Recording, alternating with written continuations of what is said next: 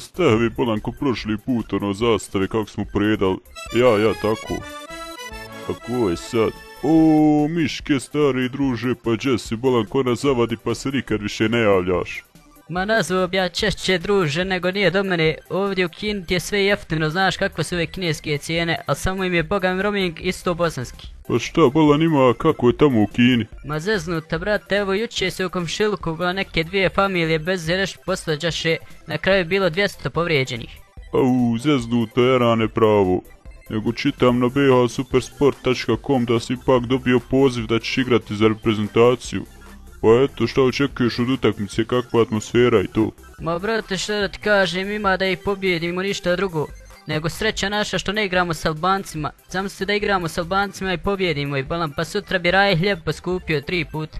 Haha, jes vela, upravo si, nego ajde ne trošiš, sretno vam na utakmici pa ona navratite opet poslije utakmice ko prošli put.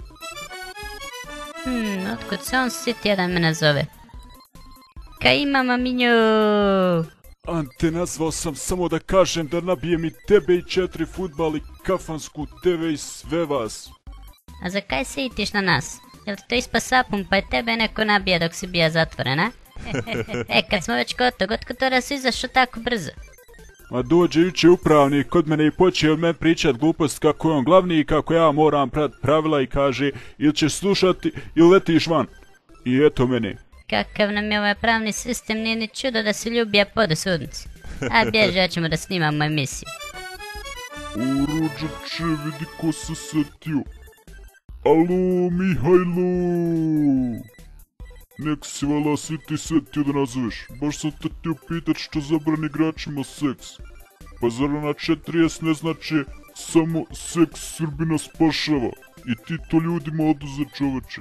A nemoj me i ti zajebavat zato, rođače, dosta mi je što su neki dan one prostitutke izašle na proteste pred zgradu Saveza, pjevajući svi smo naši, samo jaši. Rođače, pa jesi im bar dopustio da se druže sa Desankom Šakić već, kad ne mogu ovako sa svojim ženama?